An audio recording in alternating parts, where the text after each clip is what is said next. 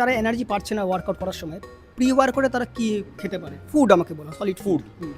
তা ফুডের মধ্যে হাই নিউট্রিয়েন্টস খাবারগুলো আমি বলবো, যেগুলো দরকার অ্যাকচুয়ালি ওয়ার্কআউটের জন্য। 1 নম্বর কথা হচ্ছে কার্বোহাইড্রেট, তার জন্য সাদা আলু কিংবা ব্রেড।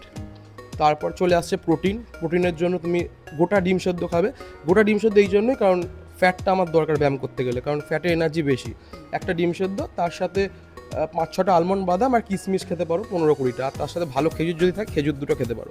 আর এটা হলো একটা ব্যাপার।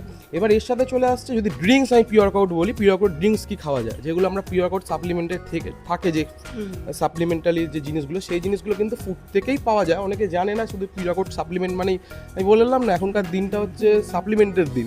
তো ফুডগুলো আমি বলছি, গাজরে প্রচুর পরিমাণে ভিটামিন সি থাকে, গাজর, তার সাথে বিট ক্যারেট জুস, আর তার সাথে লেমন, এই তিনটে মিশিয়ে যদি একটা জুস করে খাওয়া যায়, আমি বলবো খুব ভালো একটা প্রি ওয়ার্কআউট হবে। আর তার সাথে সাথে তরমুজ, এখনকার গরমকাল, তরমুজ মারাত্মক হচ্ছে, আর ফ্রিজে রেখে তরমুজ খেতে দারুণ লাগে। আর তরমুজের মধ্যে এলার্জিনাইন প্রচুর পরিমাণে থাকে, যেটা কিন্তু সাপ্লিমেন্টের প্রি ওয়ার্কআউট সাপ্লিমেন্টের মেন জিনিস। তো তরমুজটা খুব দরকার। আর প্রি ওয়ার্কআউট ড্রিঙ্কস হিসেবে কফি খেয়ে ব্যায়াম করা যেতে পারে, এটা মেন। হ্যাঁ, একদম।